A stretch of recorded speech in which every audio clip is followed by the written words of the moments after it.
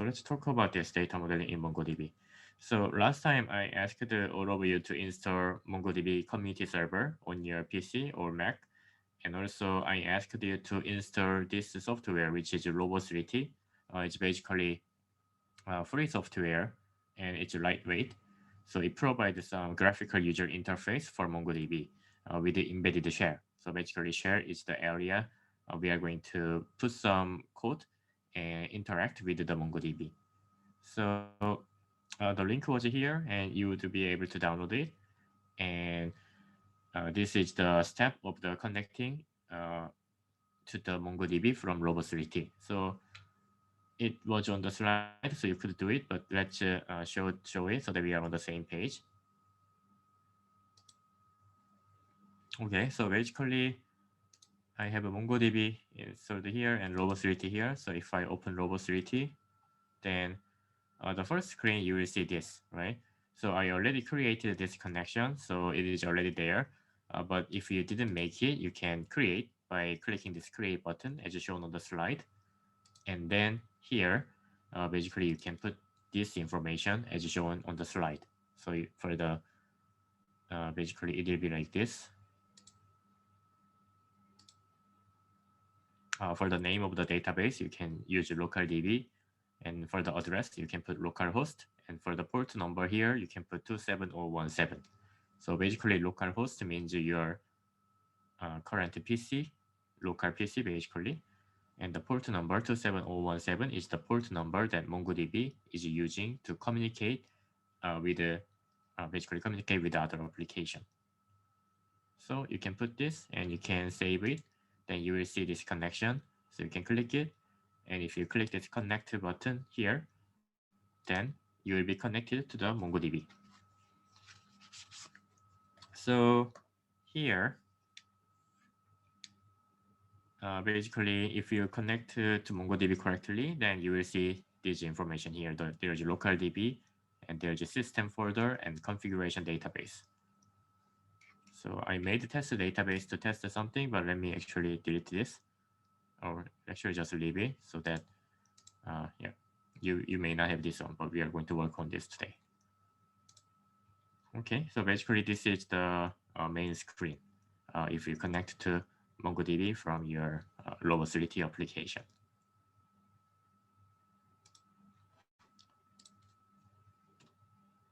Okay, so yeah, so if I briefly just remind you again, then basically on the left sidebar, you will see all the database. Basically, you will see the name of your connection here. This is the name of your connection to the MongoDB server. And system folder is there to keep some system information. And yeah, there you can basically inside there's admin server and the local server, but you don't need to touch this. And by default in MongoDB, there's no authentication for local server. So if you remember in MySQL, when you first connected to your MySQL from Workbench, you had to put root account name, and also you have to put root password. However, for the MongoDB, by default, there's no authentication. And in the future, you are able to create a users for the database so that you can put some authentication feature in the future. But we'll talk about that in the future of this course, not today.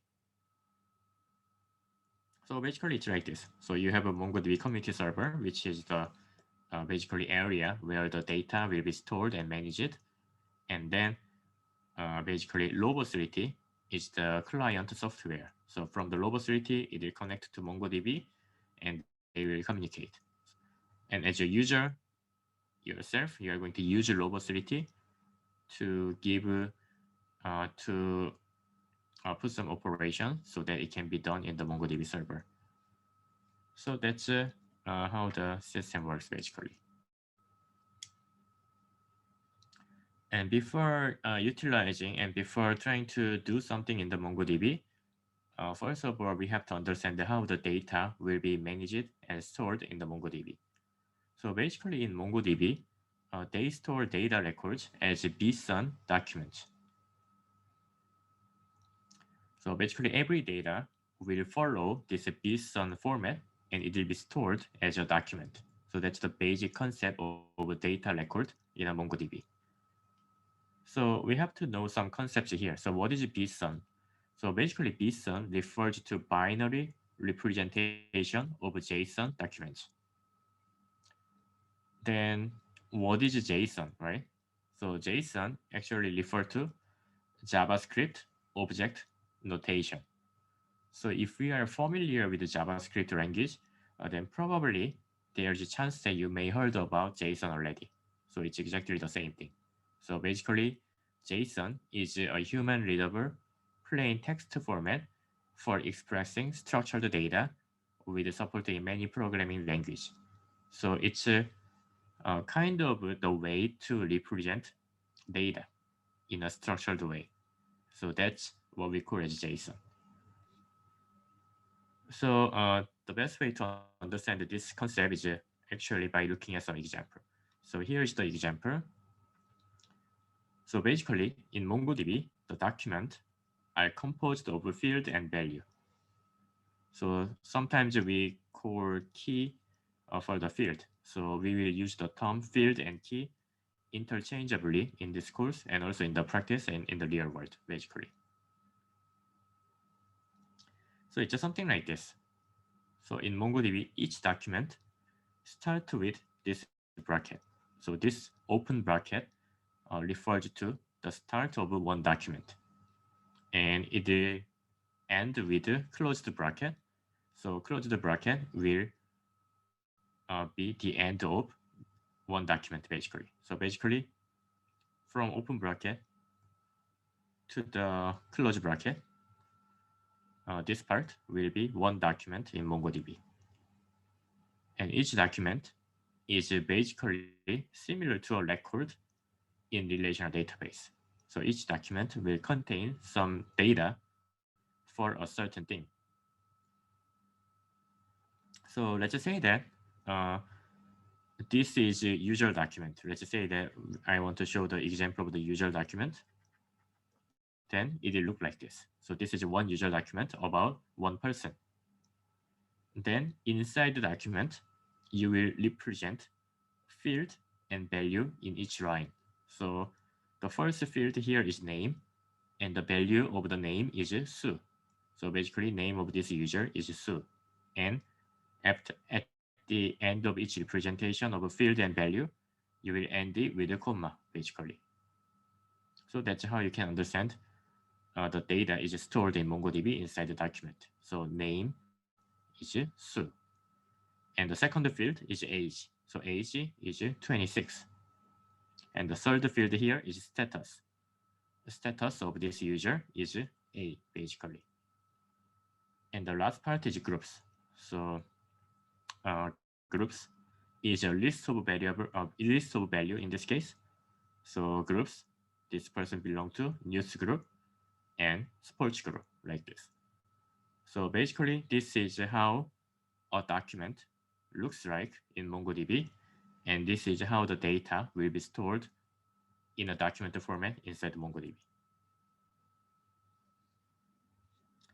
So that's it. So if I talk more about the characteristics of a document in MongoDB, maybe you will remember what I told you last time. So MongoDB provides a flexible data model, a flexible structure. What it means is that so basically, let's say that there are multiple documents, each representing different user. And each document may not follow the same format. That's totally fine. So document actually can be of any size. There is no predetermined format. So it can be any size. So some documents may contain one field only. Other documents may contain two fields, something like that. So this is different from the relational database, right? Because in the relational database, we have a table and we know that what kind of fields exist in each table. And basically, every row, every record will contain same number of fields because it's a table format, right? However, in the MongoDB, there's no such structure, so each document may contain different number of fields. And also, each document may contain different fields. That's totally fine because there is no restriction in MongoDB. And also, this is interesting. So fields so this is something you have to be careful. And the field name in documents are case sensitive. So in one document, you have a field name called name with all lowercase letters. However, you may have another field with the same name, NAME, with a capital N in the beginning. Then these two fields are considered different. So basically, you have to be careful about naming the field name um, because you have to be careful about the case-sensitive characters. So yeah, so these are okay. You can have two same name fields,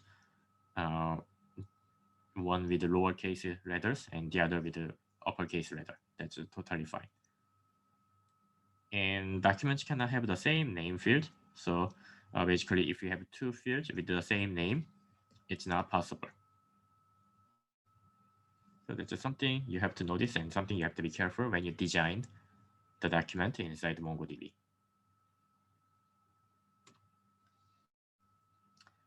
And in MongoDB, if you put same kind of documents together, then we call that as a collection. So this is one user's document, this is another user's document, and this is another user's document. You put all those together in like one area, then we call that as a collection. Basically, collection will contain multiple documents which belongs to the same group. So user collection will contain multiple user documents. So you can think about like this. So in the relational database, we have a record, right? Each record representing to someone, some user. And if you have multiple records representing different user, it becomes a user table. It's exactly the same concept. So multiple documents representing different user will become a user collection. So that's the concept of a collection, basically.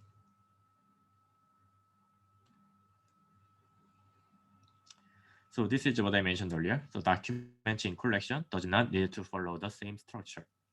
So each document in the same collection may have a different structure. So for example, let's say that we have a user collection and we have three documents here. So start of document, end of document. So this is one document, start of document, end of document. So it's the second document, and start of document, end of document. So we have a third document. So we have three documents inside the user collection. But as you see here, they all have the name field. However, other fields might be different, right? So the first document has a friend field, second document has a job field, third document has a gender and location fields. So the format and structure of each document is different, even though they are in the same collection. That's totally fine in the MongoDB because we do not predefine structure and we do not assume that they have to follow a certain structure. So there is a flexibility. So it is absolutely okay to have each document to be different from others. So that's something you have to remember. And also, what kind of data type do we use in MongoDB? There could be multiple data types. So basically, any data type we can use in the MongoDB. And one thing is this. So before talking about the data type, in MongoDB, you don't need to specify what kind of data will be stored in each field. So if you remember in the relational database, in MySQL, when you design a table, you had to determine and you have to define what will be the data type for each field, right? You have to determine whether it will be number, whether it will be characters, or whether it will be date or time, something like that. However, in MongoDB, you don't do that. So it's similar to, so if you are familiar with the Python programming language, it's similar to that. So in the Python, you don't define what will be the data type of a variable. So you just assign a value into the variable, right? It's exactly the same. A field, you don't define any specific data type, but you can utilize this kind of a data type commonly in the MongoDB. So you can assign null into the variable to represent a non-existing field. So we talked about concept of null when we talked about relational database last time. So basically, you have a variable, but you don't want to assign any value, then you can just assign null. Also, you can use the Boolean data type, whether it's true or false. So something like this. Also, number is used frequently. And character data type, like a text or string, can be used frequently. And also, when you create a variable, when you create a document, in the field X, if you want to put the current date and time, you can use date data type. Also, you can use a list of value as a data type like this. So in relational database, if you remember, in a table, in each cell, you are able to store only one data. But in MongoDB, it doesn't matter. You can use a list of values as a data inside the variable. And also, even more, it's really flexible. So you can even put JavaScript code inside variable. So if you want to do something really advanced in the future, actually, and also you are familiar with the JavaScript programming language, you can actually code some JavaScript code and you can put that as a value inside a variable. That's also possible. So these are some of the common data types you may utilize in MongoDB when you design a document. And another interesting thing and most important thing is embedded document. So inside a variable, you can actually put document into that. So something like this. So earlier I mentioned that the start of document is represented by open bracket and closed bracket, right? So this is one document. So it's a document about the user. So we have a user document here.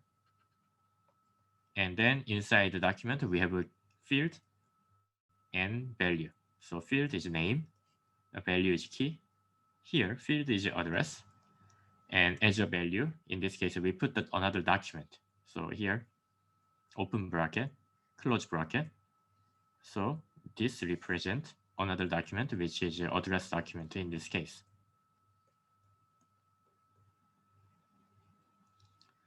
So inside this address document, we have three fields: street field, city field, and country field, and values are like this.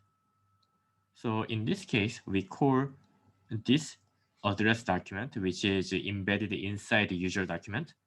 So we call this as a embedded document.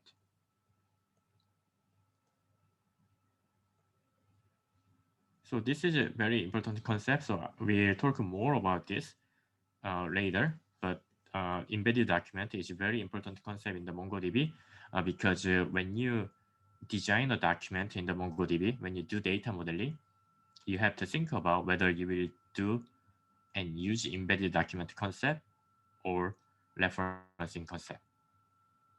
Oh, so one person asked why there's no comma here after name field. So actually, yeah, you need to have a comma here. So I missed that here. Actually, you have to put it.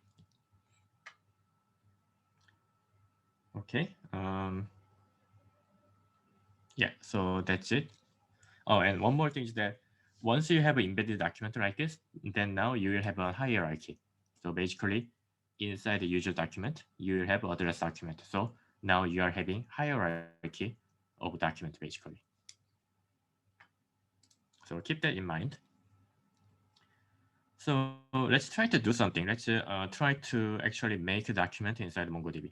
So the thing is this: when we talk about the relational database, we talked about conceptual data modeling, and when we talked about relational data modeling, so we had to go through this kind of a design step because in relational database, by assumption, the data structure should be highly structured, and we have to predefine all the things. However, in MongoDB, we say we provide a flexible data model structure. So actually, we don't need to go through the data modeling step. So we can just add document and make a collection like this. So let's try this in the MongoDB. Let's try to create database first. So in MongoDB, if you want to add data, then you should have a place to store data, right? Which is a database. So let's go to the MongoDB here and let's create a new database. So to create new database, it's very simple. So on the left top corner here, you will see your local DB, basically your database in your PC. Simply right click here on local DB. And the third option here is create database. So you can click this to make new database. Let's name this database as test IA, something like that. I already have a test, so I named it as test IA, and I can click create. Then I will see that the new database is created here with the name test IA, which I just used.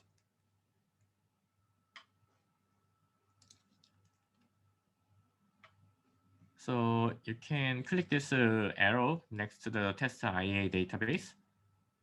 Then you will see that inside there's a collection function user, but there's nothing at the moment because we didn't create anything.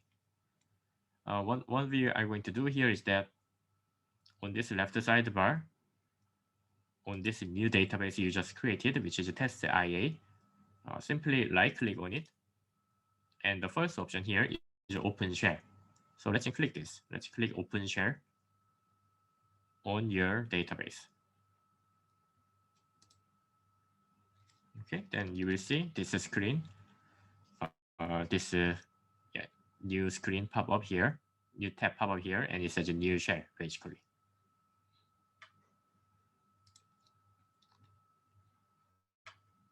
So this share is basically what we are going to utilize to communicate with MongoDB. So if you code something here, and if you perform it, it will be performed on your MongoDB server.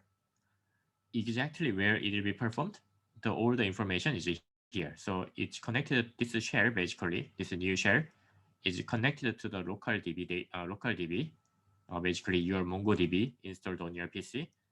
And here is the IP address and the port number. So localhost 27017, right? It's showing here up here. And then the code you type here will be performed on test IA database. So it has all the information about your server and database name. So that's how you will know where my code will be performed.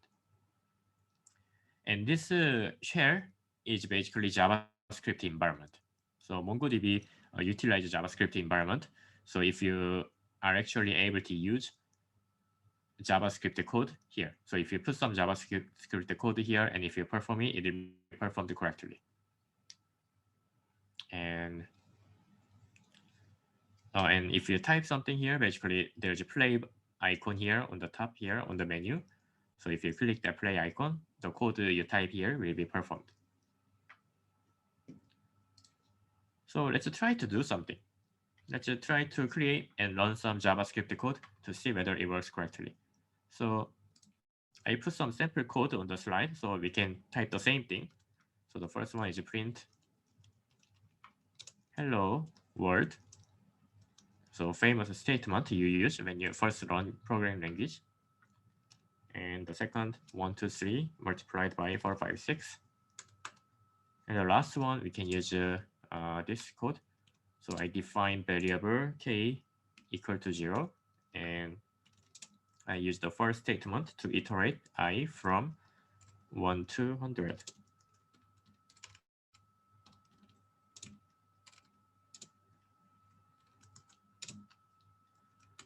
So in this course, actually, you don't need to know how to code JavaScript language, so don't worry about that. I just want to show some examples whether it works correctly actually. So that's the only reason I'm typing this.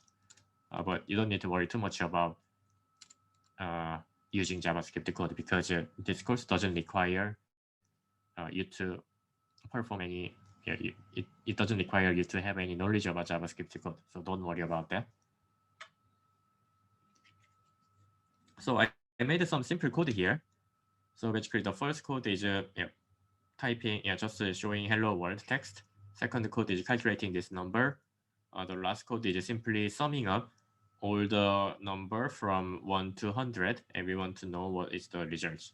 So if you type JavaScript code like this here, And if you click this play icon on the top here, then the JavaScript code here will be performed. So if I click this, now you will see on the results part, there are 3 tabs created. 1, 2, 3 here. The first one is says hello world.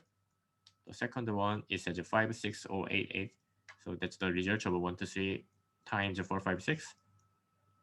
The next one, the last one is says 50, 50. So basically when you sum up all the number from 1 to 100, this will be the result. So that's it. So that was one example that I wanted to show you. So here you can also interact with the database. So this time, let's try to create this document here. So let me remove this. And let's try to create the user document, which I showed you earlier. So I can define the variable test first. Any variable is fine. And inside this variable, let's put a document as a data. So document start with the open bracket, close with and end with the closed bracket. And the first field will be name, key, and comma. And I can make address field. And inside the address field, I put another document. And this address document will have a street field.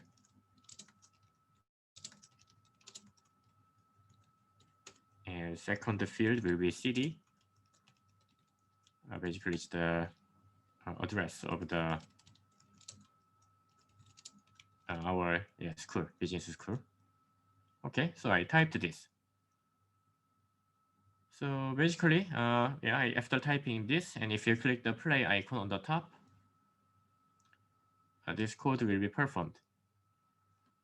And in the results, it will show basically what is a test variable. So currently, test variable contains this document, right? So it shows this. So if you click this arrow here, before that, let me resize this. Okay. Yeah. So currently the test variable has 2 fields, right? Because one is name field, the other is address field. So if I open this, I can see that in this document we have 2 fields: name field, address field. So name field, we have value key, which is correct. And address field, we have 3 fields. That's correct, right? Because address is another embedded document. So if you open address, you will see that there's a street field, city field, and the country field. And all the information here is correctly stored. So this is how the document looks like in MongoDB, basically. And as you see, there is a hierarchy, right? The first one is the entire document, which is about the user. And here, address, we have another 3 fields. So basically, this is an embedded document inside user document. So that's how document structure is shown in the MongoDB, basically. So currently we defined the document here, but if we want to save this document in the MongoDB server, we have to first make a place to store this information, which is a collection. So again, collection will contain multiple documents about something, right? So we have to create collection first to store this document inside MongoDB. So how to make a collection? Very simple. On the left sidebar, under test side database, we have a collection directory here, right? Currently, there's nothing because we didn't make any collection. If we want to make a new collection, you can simply right-click on the collection directory here. So right-click on it. And the second option here says create collection. So you can click that. And you can simply type the name of the collection. So we can type customer. And then if I click create, you will see that now there is a number 1 in the collection directory. That means there is one collection. So if I open this directory, it will show that there is a customer collection created here. So that's one way of making a collection by utilizing graphical interface. If you want to utilize a shell, also you can do that. So if you want to make a collection from the shell, then you can simply right-click on the test side database and click Open Shell. So everything is correct. So you are connected to local DB and the database with test IA. Here, you can type this code. You can type DB. So DB refers to your current database, which is test IA database. And you can put that, and you can use this function, create collection, as shown on the slide. And inside here, and then you can, so create collection is a function. So you can use open parenthesis and close parenthesis after that. And inside the parenthesis, you can put the name of a collection. So I can put customer2 because the customer is already there. And at the end of the function, you simply put semicolon to finish this statement. And that's it. So put this. And then if you click the play icon, then this will be performed.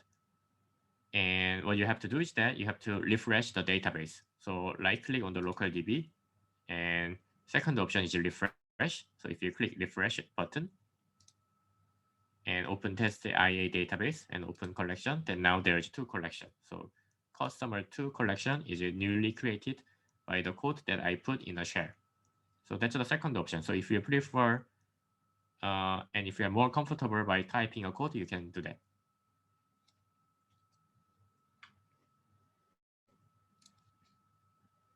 So that's it.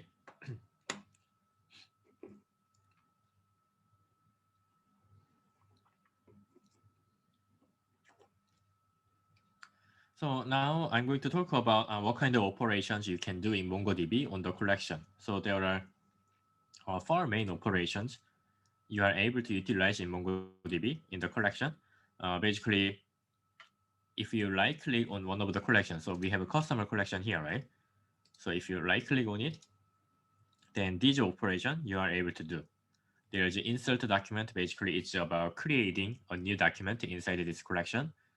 Also, there is a view document, which is a read operation. So if you have some documents in the collection, you can read it. And there's also update document, which is update. There's also remove document, which is about deleting the existing document in a collection.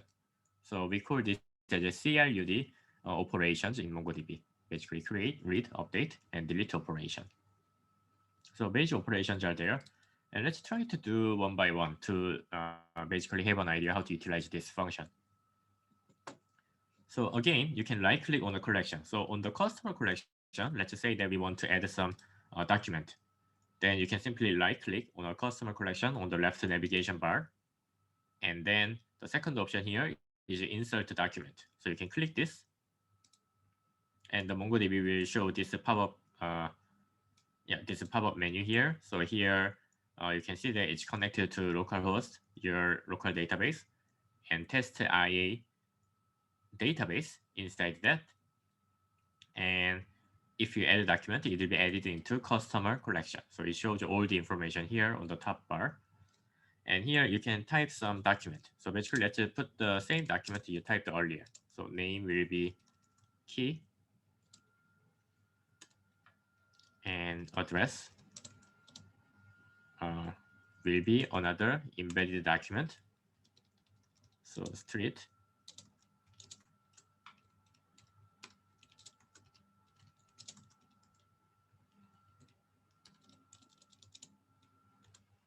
And city.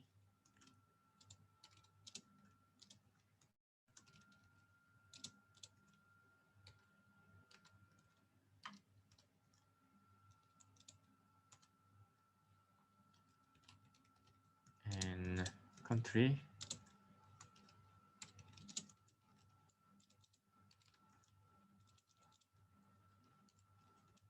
And close this embedded document like this. So basically, you can type the contents of the document, so field and value on each line. So if you are done, you can simply click save. If you want to make sure that whether what you type is correct, you can click validate icon here, and then you can validate. But if you think this is correct, you can simply click save. Then this document will be saved into the customer collection, which is specified here, basically. So if I click save button here, then now that's done. It will be saved into customer collection. So if you use this approach, so right click and choose insert document, there is one limitation. You are able to save only one document at once. So if you want to add multiple documents, you have to follow this step multiple times. So that's one disadvantage of utilizing a graphical interface. So if you don't like that, you can also actually code it on the shell. So that's another approach. So if you want to add a document by coding and utilizing the shell, then you can simply right click on the database first. So in this case, we have to right click on the test IA database, and you can choose open shell to create a new shell here. And here you can type the code. So to add the document, we can utilize this code. So first of all, we have to start with the database. So db dot, and then we have to specify the name of a collection where we want to add document. So in this case, customer collection. So and dot, and here you have to specify the function. The function we are going to utilize to add a document is basically insert function. So you can specify insert and open parenthesis, and here you can specify the document.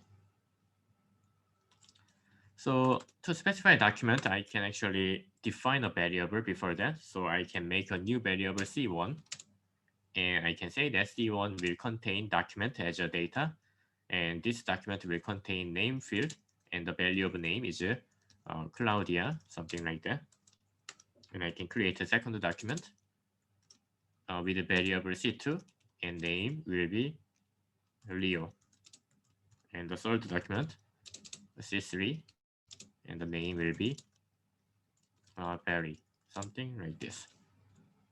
And then here, if I want to add this document into the customer collection, I can simply specify that document. So I want to add a C1. What if you want to add multiple documents in a single line? Then you can do this. You can use the same code. So db.customer.insert function, and you can simply here specify a list of documents. So I make a list by using this bracket, and here I specify C2 and C3.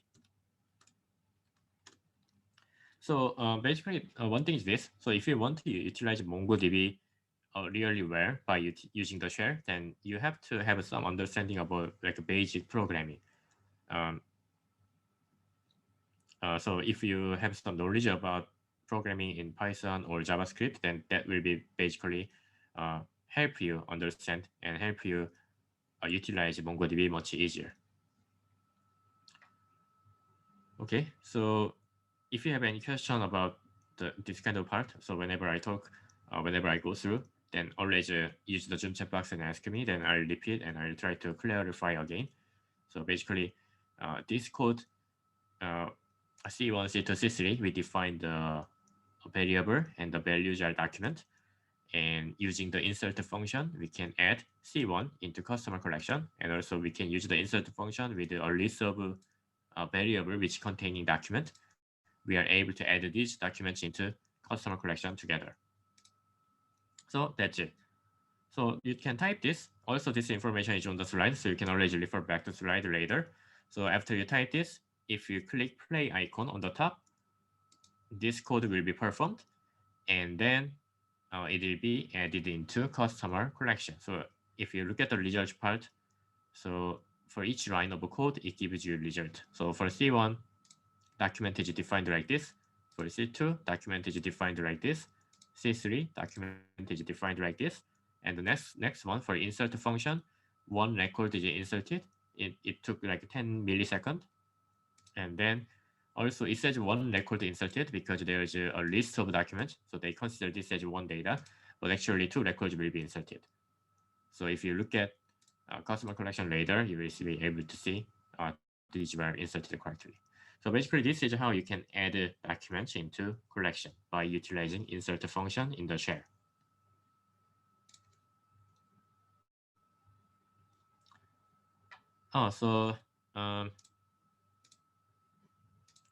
Yeah, which part did you miss? So basically, to briefly talk about is this. So what we want to do here is utilizing insert function in the shell. we want to add a document into the collection, right? So we can use this code basically here. So db specify the current database, which is shown on the shell, right? So this db refers to test IA database, and the customer, the second part, refers to the collection we want to add document into, and the last part insert is a function. Basically, it's a function of adding document into the collection. So in this database, into customer collection, we are going to add a document. And here we specify C1. C1 is a variable. So what is C1? We specified here on the top. So C1 equal to this document. So this document starts with the open bracket and end with the closed bracket. And currently it has a field name, value Claudia. So by doing this, we specify the three documents with the C1, C2, C3 variable. And in this function, we are basically using C1 variable, and we are adding that into customer collection. And if you want to add multiple documents at the same time, then you can simply use this list of variable. So I made a list using this bracket here. And inside this list, I put C2 and C3. So C2 and C3 are these. So these two documents will be added into customer collection.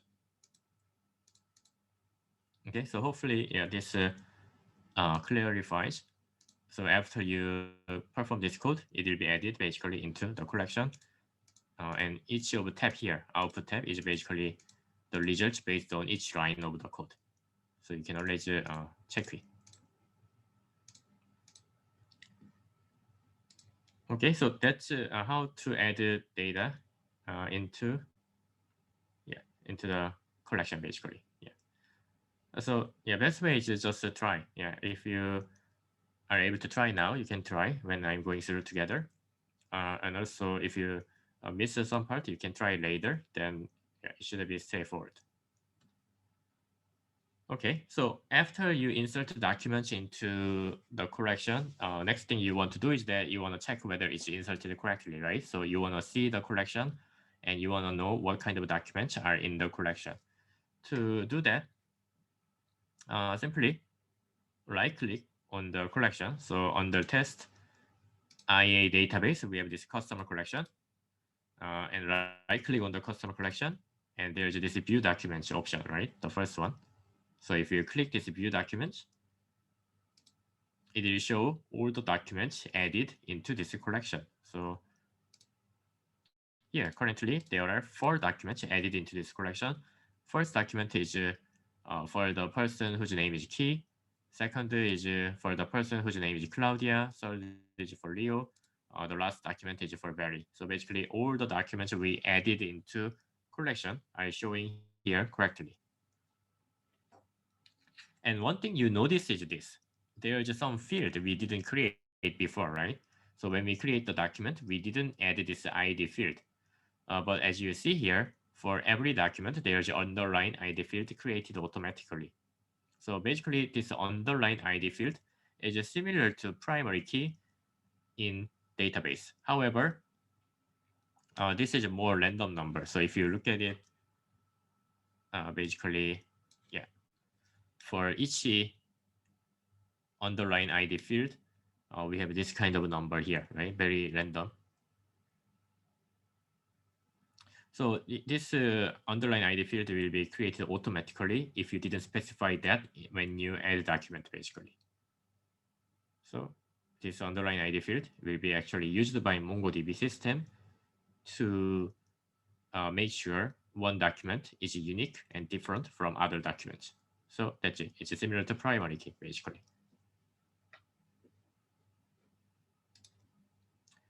Also, to read the documents inside the collection, instead of using graphical interface like this, you can also utilize code.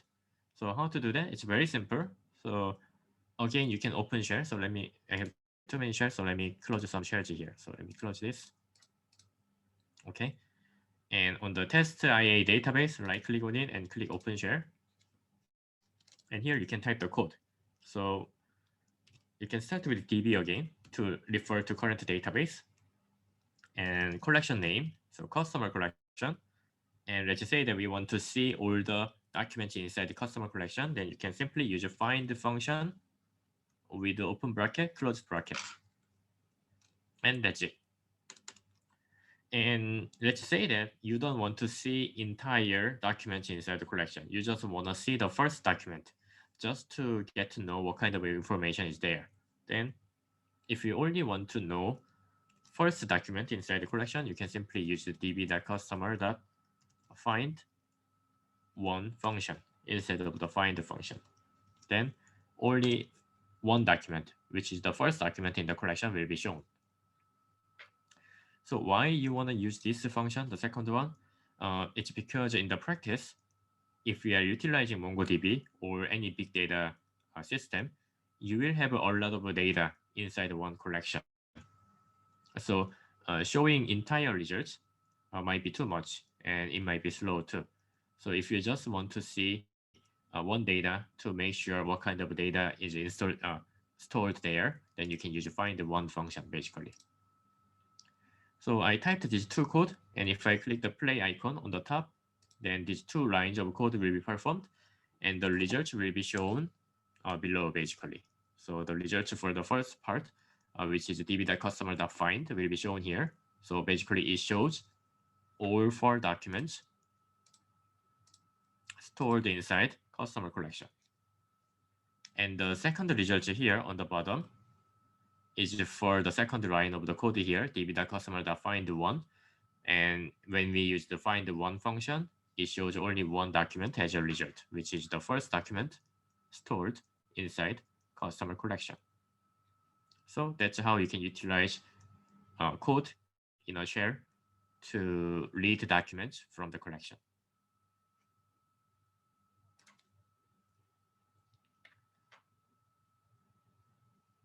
So find one function, you have to make sure that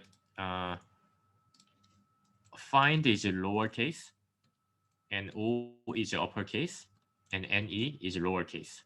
So if you put find one as all lowercase like this, yeah, it will give you an error. Okay, so earlier, yeah, I mentioned that. So MongoDB is case sensitive. So make sure that yeah, the uppercase letter and lowercase letter are spelled correctly. Okay, so that's it. So the next operation that I want to explain briefly is the update document. So let's say that you have multiple documents stored in your collection, and you may want to update some of the document information. That's absolutely possible. Then you can utilize this update document option. So again, first of all, I'm going to show how to do that by using the graphical interface here. So here, again, on the left side, the navigation bar, you have test IA database. And here you have collections, right? So you can right click on the customer collection first. And then here, there is this option, update documents, the third option. You can click this.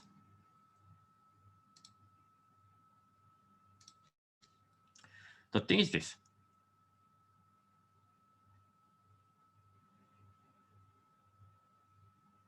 Oh yeah, so one question was this. Please advise find one function is showing the first record if we do not fill the bracket. Yeah, that's right. So basically for the find one option, yeah, find one function here. Basically, if you don't put anything inside this parenthesis, then it will show the first document stored in the collection. Yeah, so that's correct. Yeah, and if I continue for the update document part, basically, if you do that, so if you right click on the collection and if you click update document option, which is the third one, then it will provide this code on a share. What it means is that basically for update feature using graphical interface is exactly same as the share option. So there's no difference. So basically update part, it will simply show, yeah, it will simply populate the code so that you can put the code here and edit the code, then you can do the update. So another question that I received here is this. What about if we want to see a specific document? So I'm going to talk about that actually in the second part. So we can utilize a find function, but inside the parentheses, we can add some criteria. But that's about basically the query part. So I'll talk about that more in the second part today. So right now, I'm just briefly showing what kind of option we have to do. Yeah, we have here. Okay, so coming back here, basically there are three parts here. So in the update, there's a query part, update part, and options. So in the slide, here is an example. So let me actually go back to the slide. So it's like this. In the query part, basically, we specify, oops, in the query part, we specify what kind of documents we want to update. So here we specify the criteria, basically, the query criteria. So if we want to update the document with the name Claudia, you specify that here. So I want to find document with the name Claudia. And update part is basically about how you want replace document. So you specify a new document here. Basically, update function in MongoDB is that they find the document which is satisfied with this query criteria, and when they find it, they will replace the old document into this new document you specify.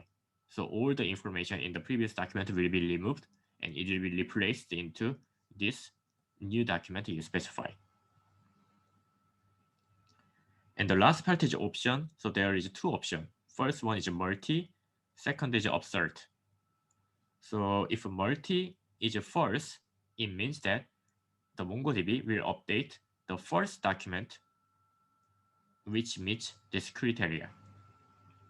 If multi is true, the MongoDB will find as many documents which satisfy this criteria, and it will update all those documents. And for the absurd is false. Then let's say that there is no document with the name Claudia. Then nothing will happen because there is no match. So there will be no update. If absurd is true, then MongoDB will add a new document.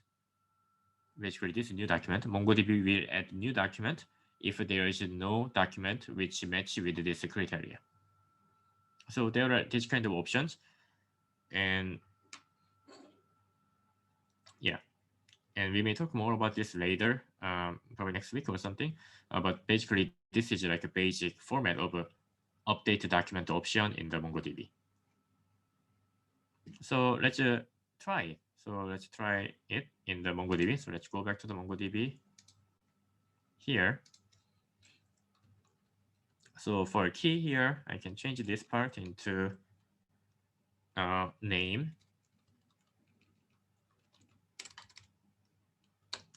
Claudia. So we had a document with the name Claudia, so we can update that document.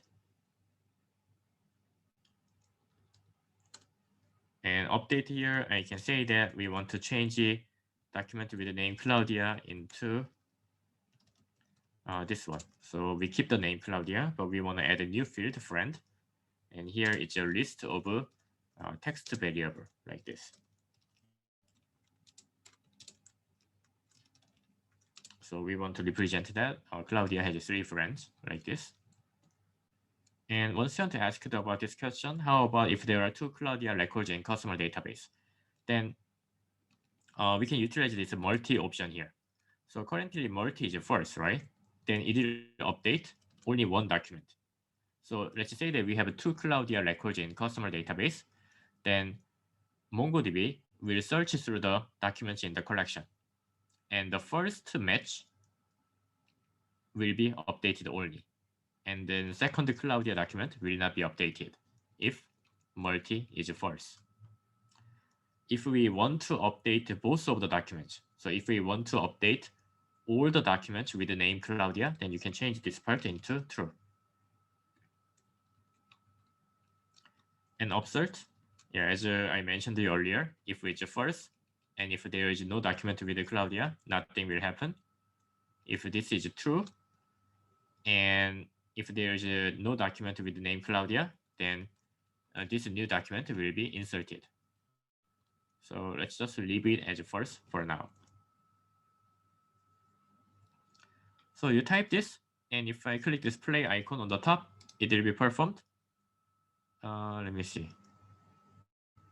Oh, yeah, it looks like a multi-update is not supported for replacement style update.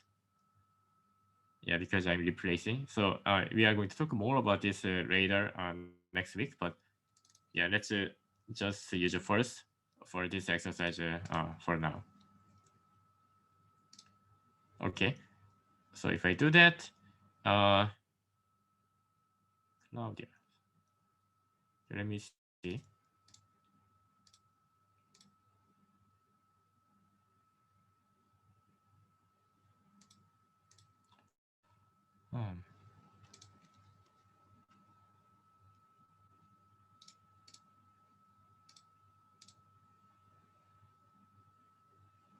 Oh dear.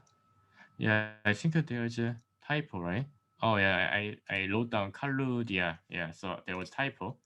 So yeah, I should change it into this. Okay. So there was a typo in the documents that I stored earlier. So yeah, I changed it. So this should work fine. So if I click the play icon again, then now it worked, right? So update the one existing record in 9 milliseconds. And if I right click on the customer collection, and if I click view documents, and the second document, if I look at that, yeah, now name is changed into Claudia correctly. And now we have this friend field with a list of variables. So yeah, that's basically how the update function works in the share in the MongoDB. And one thing, yeah, I didn't mention is this. So when you type some code here, and if you save it, it will be saved as JavaScript code basically. So if I go to file, and if I want to save this code, I can click save. And as you see here, the default format will be JavaScript here, right? So it will be saved as a JS file because MongoDB is utilizing JavaScript environment. So that's why. Okay, so that's about the update. And the next one is deleting documents. So for the deleting document, you can do this. So if you want to utilize a GUI option, then basically you can, let me close this share first. You can do the same thing. So on the customer collection, you can right click on it, and there is a remove documents option here, right? So you can click remove documents, and then it will prepare the code for the, yeah, it will prepare the code that you can utilize in the shell. So basically, again, removing document is exactly the same as just utilizing shell.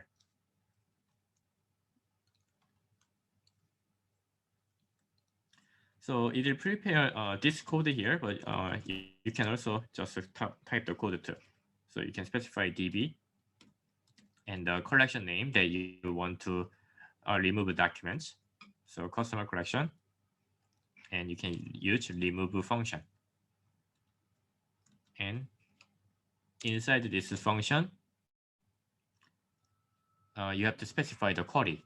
So based on which criteria you want to choose documents to delete. So this query, yeah, we are going to talk more about later when we are talking about query in the second part. But basically, if you want to delete all the documents inside your collection, you can simply use open bracket, close bracket, and you don't specify any query. Then this means you will remove all the documents inside the collection. If you want to remove a certain document, you can specify query. So say that the name field should match with a key, something like that. Then you will remove a document with the name field. And when the value is key, those documents will be all deleted from your collection.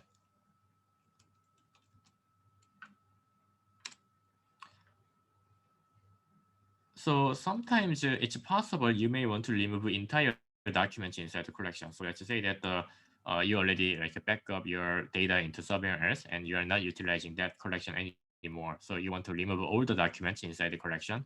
Then, uh, then there are two different ways. The first way is basically what you see on the slide.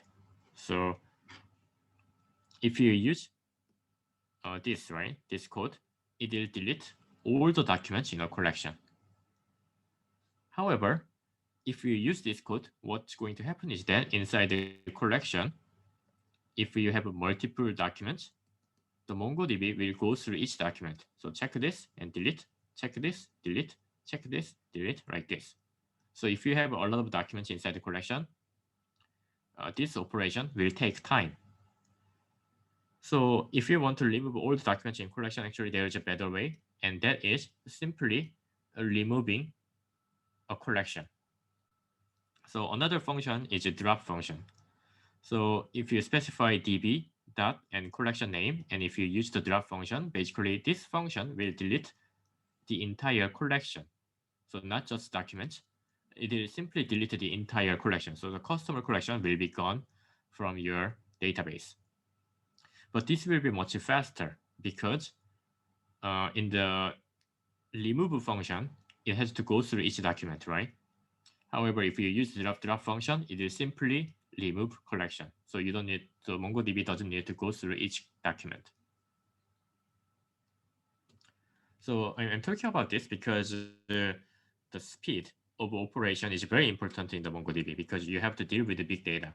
So let me just show you this example. So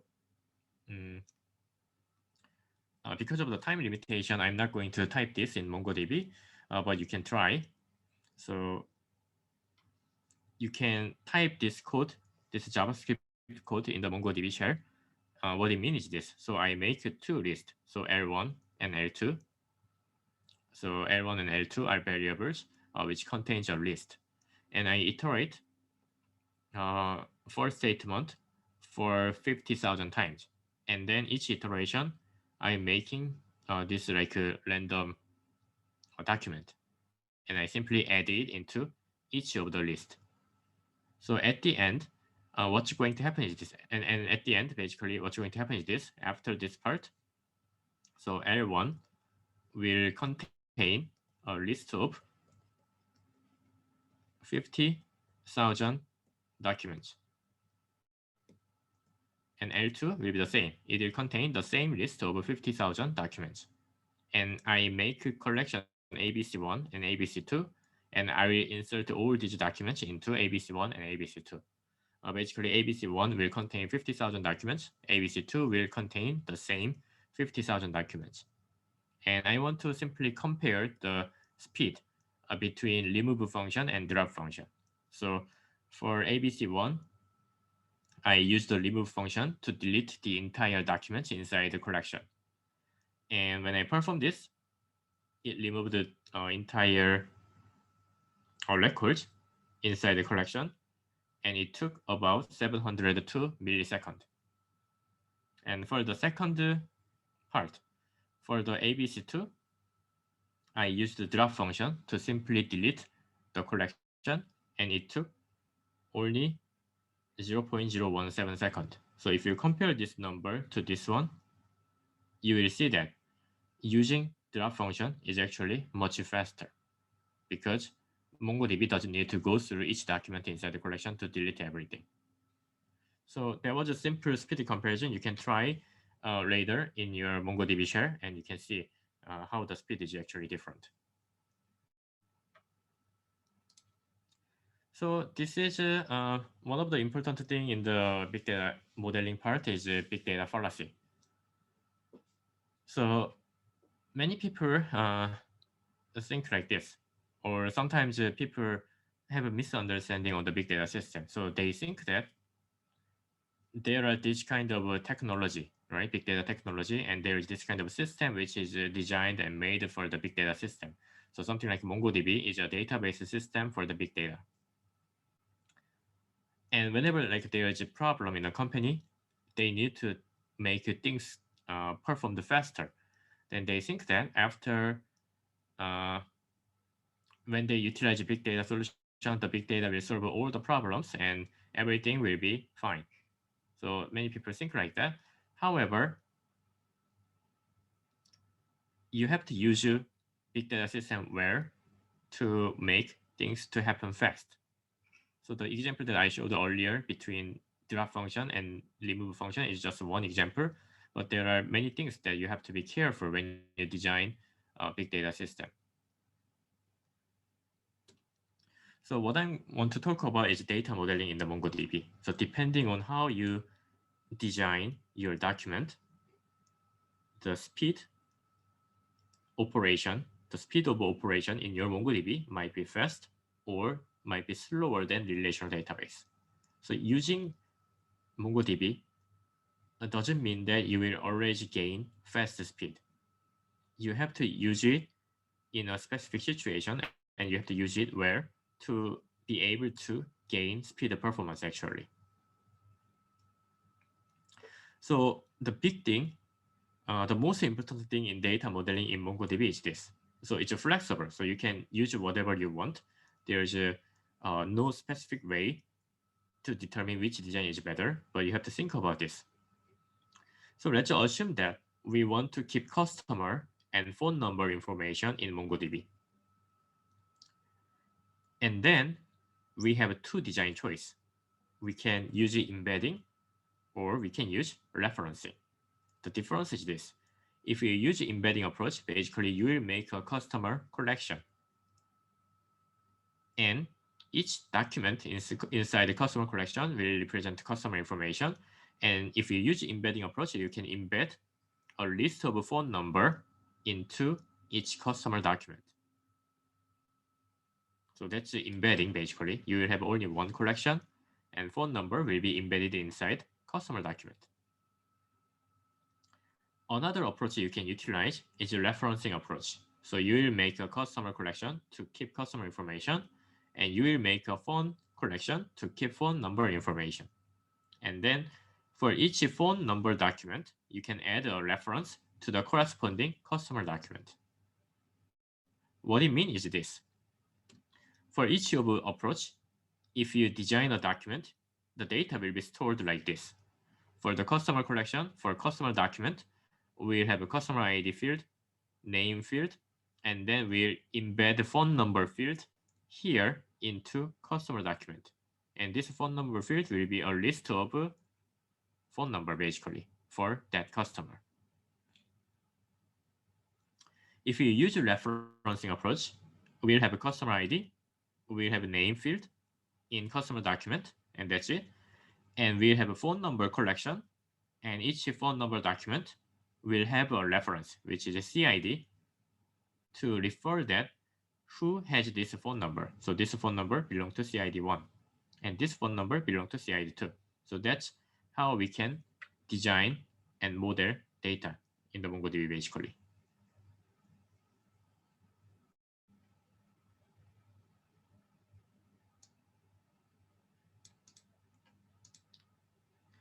So one student asked this question: could the same key with different data type within the same collection, say within customer collection, the CID using number or string? So I think what you are referring is this, right? So whether so basically it's MongoDB is flexible, so there's no predefined structure. So let's say that we have this document here with the CID number 1, and we have another document with the CID text number 1. This is okay. We have another document with the CID number 1. So this is the same as this. This is also okay. Yeah, so if you put 8, this is also okay. Yeah. So as long as this underline ID is different, it's fine. And for underline ID, you can actually make it inside the document if you want, or you can just let the MongoDB to determine automatically. So in this case, we are not defining number underline ID field. So MongoDB will assign underline ID uniquely for every document. So yeah, everything is fine here in this case. So basically, yeah, there are these two approaches. So the question is this: when two approaches are possible, embedding approach, referencing approach, both will actually work. So if you use either approach in the MongoDB, both works.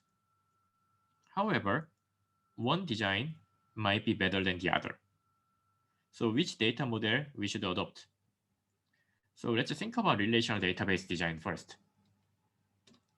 In relational database, we talked about this last time, right? So we talked about join in SQL, and we talked about how to model when customer has multiple phone numbers, something like this, right? In the SQL. So customer table is here, phone number table is here, and phone number table will have a CID as a foreign key to make a relationship between these two tables. So we talked about this. In this case, we have a CID table, customer table, and phone number table like this. And using CID, we'll match and we'll find which phone number belongs to who. So that's what we talked about last time if we use a relational database. And if we want to find the phone number for every customer, so basically which phone number is owned by who, if we want to know that information, we run this SQL query, and it will take very long time. So basically for every customer, the MySQL has to go through all the data in the table, in the phone number. So the total time cost it will take for this operation will be n multiplied by m if we have n number of customer and m number of typo, n number of phone number in the table, phone table. Then the total operation it will take is n multiplied by m, because for each customer, the MongoDB needs to scan all the table here. And for the second record, it has to do it again. So if there are n customer, and if we have m phone number, the total operation will take n multiplied by m. So that's what we talked last time. However, this is very naive design. These days, actually relational database has a way to optimize this process, and relational database also has a way to make it faster. So one way is utilizing merge join in SQL. So you don't need to worry about this, but usually the relational database server will do it automatically. So merge join, what it means is this. So one way is simply storing table first based on the matching field. So let's say that this customer table and the phone number table will be matched based on CID. So we sort tables based on the CID first. So customer table will be sorted based on CID. So the first record will have the smallest CID. The last one will have the largest CID. Same for the phone number table. We sort this table based on the CID. Then first phone number will have a lowest CID. Last phone number will have the highest CID.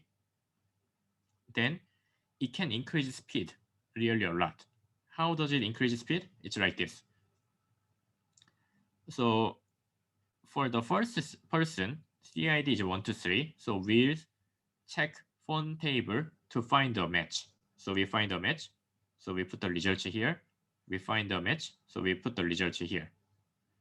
And in the next record, we found that CID is different. Then we stop here. We don't need to scan the entire table. We stop here because the phone table is already sorted based on the CID. So even though we scan more, there will be no record matching this CID because this is bigger than this, right? Because it's already sorted. So we stop here, and then we go to the next customer. And for the next customer, we don't need to start from the beginning. We start from where we stopped. So we find a match, then we put the result here, and then next CID is bigger than this, so we stop again. Something like that. Then by doing that, for each customer, we don't need to go through the entire phone number table. We can just go through it and go through it and stop and go through again and go through it and stop like this. So if we do that, basically the total number of read operation that MySQL is doing is this.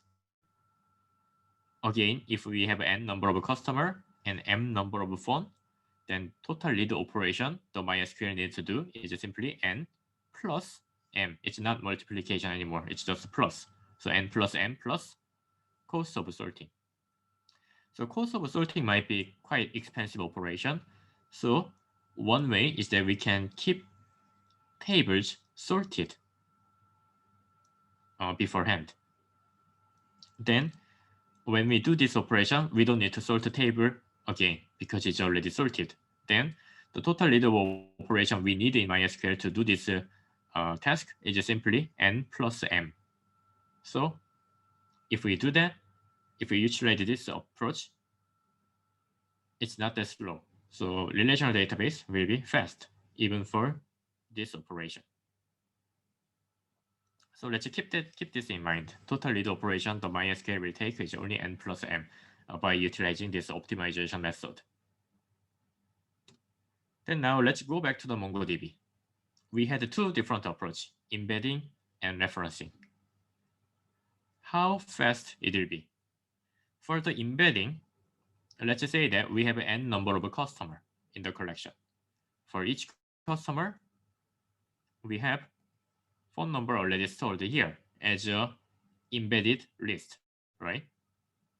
So for a certain customer, if we want to know the phone number, then how many operations that MongoDB will do? N number of operations. That's it. It's fast, right?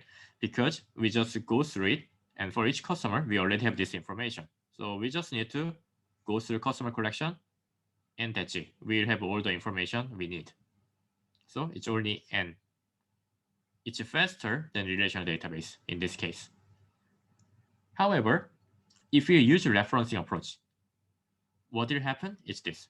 We have N number of customers, and we have M number of phone in the phone collection. So what's going to happen is this.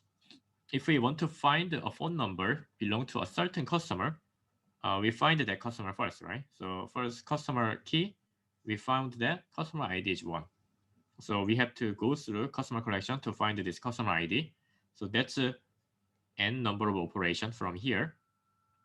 And from the phone collection, we have to go through all the phone documents and we have to find the match, right? CID1, CID1, and we have to retrieve this phone number. So this is m number of operation. And here important thing is this. Earlier in MySQL, we send one query, right? We designed one query and we send this to the server and it will give a result. So we ask only one operation to be performed. So there is only one communication between you and the database server. But here, because we don't have any join, we don't have any join concept in the MongoDB, we have to do it manually. We have to retrieve this and we have to, using that, we have to search it in the phone number field. So we have to send two requests to the database. So basically you have to do two communication with the database server. So the total read will be basically n plus m plus additional cost of request to the database compared to the relational database. So in this case, it will be slower than relational database if we use referencing approach to do this task. So that's just something you have to be careful. So basically in MongoDB, data modeling is flexible and you can do whatever you want. There is no restriction. That means that it's not easier than relational database. Actually, you have to think about operation. What kind of operation will be performed in the application? And based on that, you have to design the data model and design the documented structure more efficiently for that kind of operation that may happen in the future. So you have to be more creative in designing this kind of thing. So now let's think about this case. Let's think that we want to design data model for the Twitter. Then what kind of issue there exists? So Twitter is like this, right? So if you go to a certain person, like Barack Obama's user profile in Twitter, it shows some information. some aggregate information like this on the top, and it will show recent tweets posted by that person. So that's how it looks like. In this case, should we use embedding approach or referencing approach to between user document and the tweet document? So if you use embedding approach, actually we have some problem. The problem is this. So if we use embedding approach, we'll design document structure like this. So for a certain user ID, and we'll have some user specific fields to contain user information, user related information. And then because we are using embedding approach, we are going to embed tweets made by this user inside a user document. So in this user document, we'll make a tweet field, and inside the tweet field, we'll simply keep a list of tweet document like this. The first problem is this: how many tweets are allowed for each user? There's no limitation, right? Each user in Twitter potentially post as many tweets as possible. So some people may have 1,000 tweets, some people may have 1,000,000 tweets. Then thousands of tweets, millions of tweets will be embedded here if we use the embedding approach. So that's very inefficient, right? So basically your user document will be really huge document with a lot of tweets inside. So that's not possible. And another reason is because in MongoDB, there's a size limit for each document. So each document's size limit is only 16 megabytes. So you are not able to make a really huge document which contain all the information. So that's not possible. And also, what if someone wants to search over all the tweets? So one of the most frequently used functionality in Twitter is searching over the tweets. So some people may try to search. And the problem is that because all the tweets are inside the user document, embedded inside the user document. So if you want to provide the search functionality, the search operation should retrieve user document first. And inside the user document, it has to search for the tweets for every user. So it's very inefficient. So to simply provide the search operation, you have to read the user document. And for each user document, you have to retrieve a tweet document. So the two multiple operation you have to perform. So it's very inefficient. And also, what if a user posts a new tweet? Then again, because it's embedded here, user info needs to be accessed first, and then the tweet info needs to be updated. So writing operation will be also slow. Basically, search operation will be slow. Write operation will be slow if you use embedding approach. So there's also typo here. Actually, it should be referencing.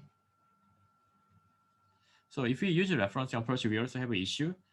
Basically, then user document will be kept inside the user collection for each user, and the tweet document will be kept like this. So for each tweet document, we'll have a user ID to refer to the user who write this tweet. So if we use a referencing approach, we also have a problem because now 2 trips to the database system are required, right? Because when you go to a certain user profile, so for a certain user profile, we want to list recent tweets, right? Wrote by this person. To provide that functionality, we first have to find the user document inside the user collection to show user information. And then we have to search over the tweet collection to find tweet posted by this user based on the user ID. So that will slow the read process. So when you go to certain user, if you want to show the information directly, it will be slow. And people want to see tweets immediately when they access a user page. So slow read operation will not be good when you provide online service. So embedding approach has a problem, referencing approach has a problem. Then what should you do in this case? Yeah, so then you can think of a hybrid approach basically. You can embed something, but you can keep other things referencing. So basically hybrid approach, you can do something like this. You can keep recent tweets in the user document for instant access. So when you go to Twitter and when you go to a certain user's page, it will not show the entire tweet written by that person. It will show the recent tweets written by that person. Then we can only store recent tweets inside the user document. So we only embed recent tweet. Let's say recent 10 tweets or 5 tweets. We can embed it together inside the user document. So it will not be a big amount of data. It will be done simply. So when we read the user document, this information is here, so we can show it directly to the user. So it will be fast. So we can provide a fast read operation. And also, for other tweets, we can keep referencing from tweet collection. So other tweets we can simply store inside the tweet collection.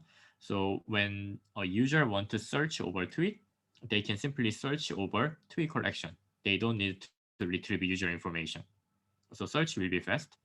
And also, other operation can be done much efficiently if we use hybrid approach in this case. So that's basically another things you can think. So basically, when you design data model and documented structure for the MongoDB, you have to be more creative and you have to put more effort in designing it, because there is no certain process you have to follow. You have to think about what kind of operation is happening in the application and what kind of operation is important. And you also have to think about whether your data model in MongoDB will provide that operation to happen fast. So it's more, it requires more creativity basically. So I think Twitter also uses this kind of hybrid approach, and actually many applications utilize it. So if you go to Twitter and if you go to their account page, the recent tweet will appear very fast. And if you scroll down, you will see this kind of icon. So basically, when you scroll down, it like some circle is like going around, and it will make you wait for a few seconds, and it will load more information. So basically, this is embedded, so it's just showing directly, and this part it's not embedded, so they need to search it when it's requested. So that's how hybrid approach is utilized and how it can be applied in the application. So the basic summary is this. So for the embedding and referencing, it can be used in different scenarios. So for the embedding, it's good for embedding like small sub-documents. And also for referencing, it's good for large sub-documents. So if you cannot embed, you have to do referencing. And if the data does not change regularly, embedding is better. However, if the data needs to be frequently updated, referencing is better. And documents that grow by a small size, then embedding is better. Documents that grows by large amount, referencing is better. And data that you will often need to show access together or with the main document, then embedding might be beneficial. However, if the data you will often exclude from the main results, you don't need to embed. You can just use referencing. So basically, if you do embedding a certain data into the main document, then it will be able to provide a fast operation, the fast read operation.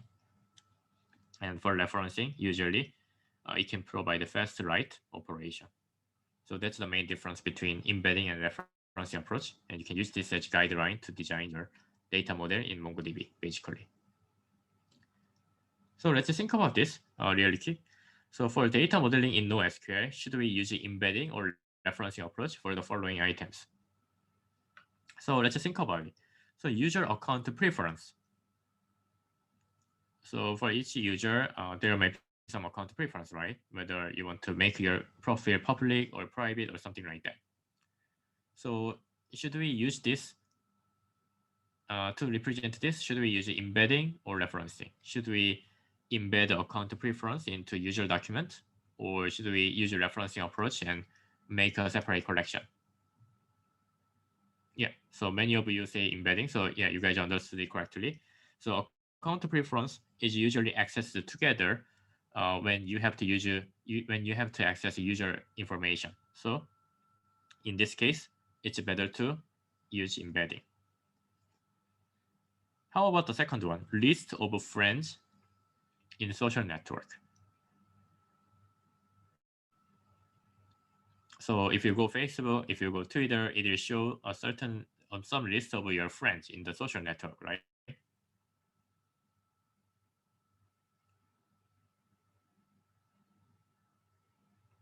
Okay, so some say referencing, some say hybrid.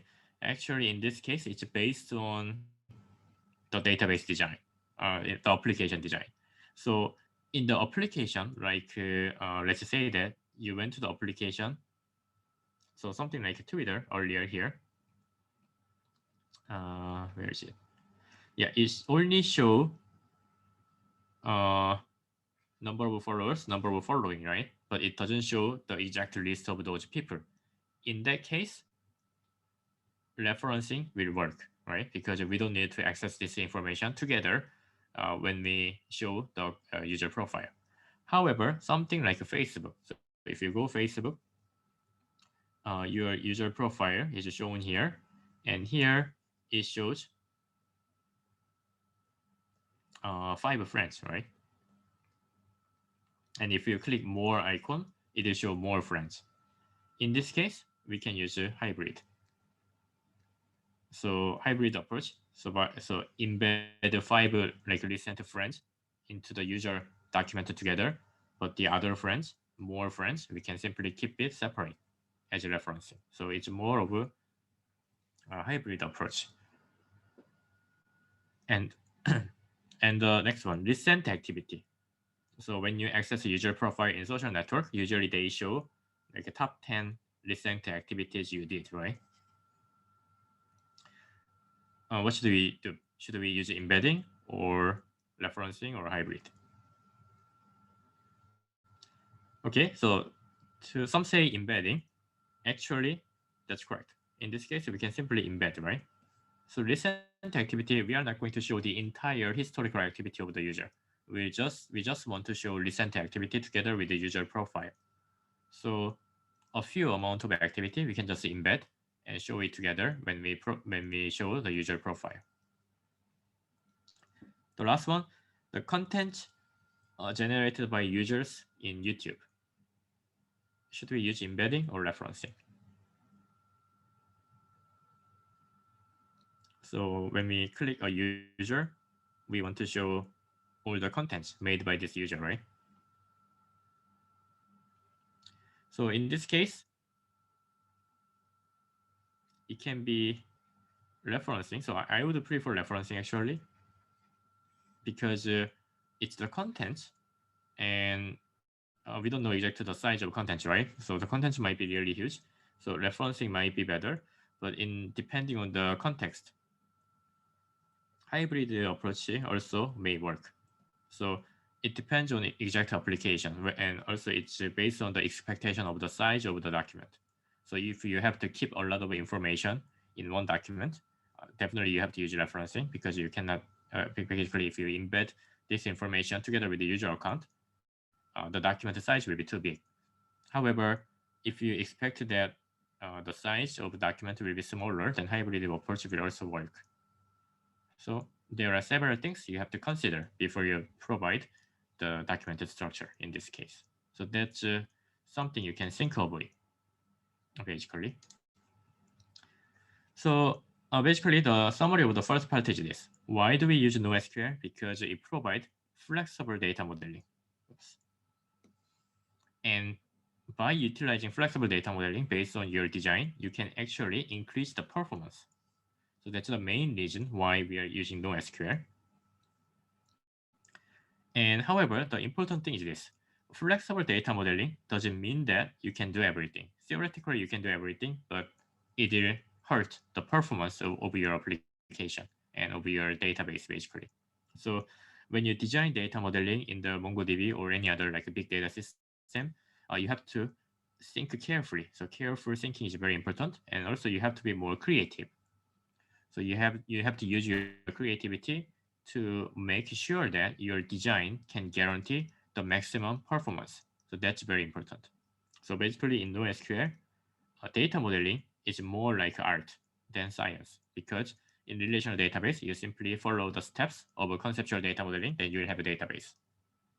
However, in NoSQL, you have to be more creative And everyone's database design might be different. So data modeling is actually more like art, and you have to think about what kind of operation the application will have.